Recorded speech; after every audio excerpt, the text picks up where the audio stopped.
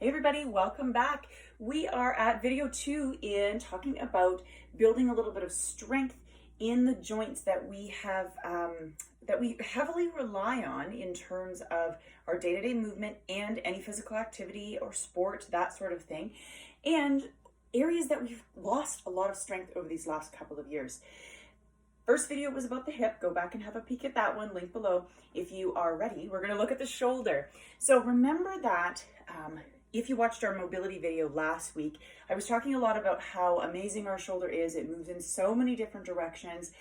And all of those different directions, everybody, those need strengthened. So we talked last week about the mobility, how to get that joint moving in some sort of its beginning movements.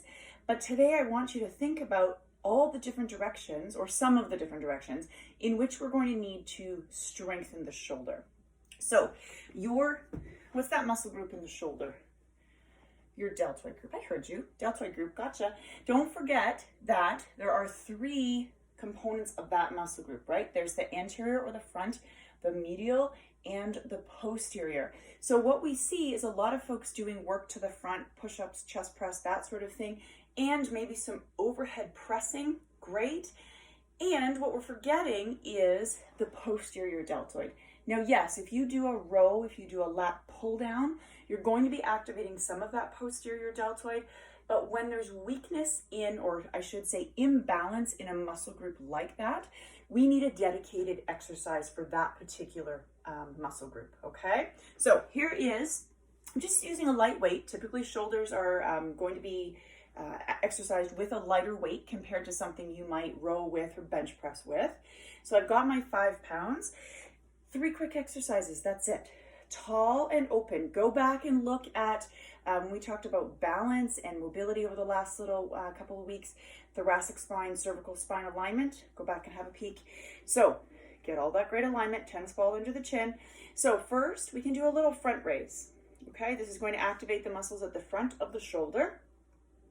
Second, we can do a little lateral raise. So notice that my weight is up like a capital I, not turned over as if I was pouring a glass of water. The reason being is, I don't know, do we want to get into all the anatomy? I know, I'm an anatomy nerd, I love it. So that shoulder joint, the head of the humerus, that's that bone that's in that, your upper arm. The head of the humerus tucks into the socket that your collarbone and shoulder blade come out. They make this great little spot, this little capsule there that tucks in.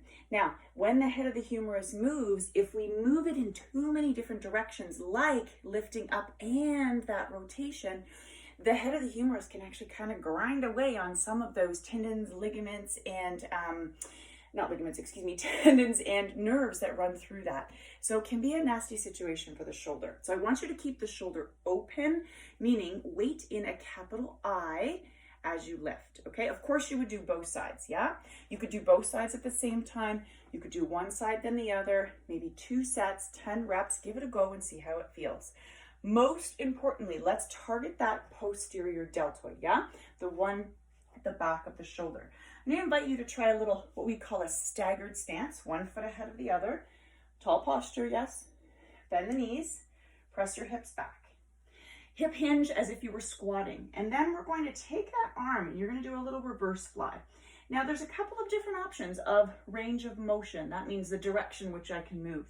Right now I'm lifting back as if my arms were in an upside down V. Good option. And we can then go out to a T. And we can then go out to the right side of V. So that would look like this. Low, T. Notice I'm pulling back. I'm not lifting up, I'm pulling back, right? And then maybe overhead. That's going to be the hardest of the 3. So you want to make sure that that arm is ready for that. And in fact, you might even need to drop your weight a little bit for that one, okay? So give it a try. Balance out the work in all of the deltoid group, and we will hit into that rotator cuff shortly. We're not ready to go there all in one video. We'll get back to that rotator cuff shortly, and I will see you back soon for the low back and strengthening that really important area. Have a great day.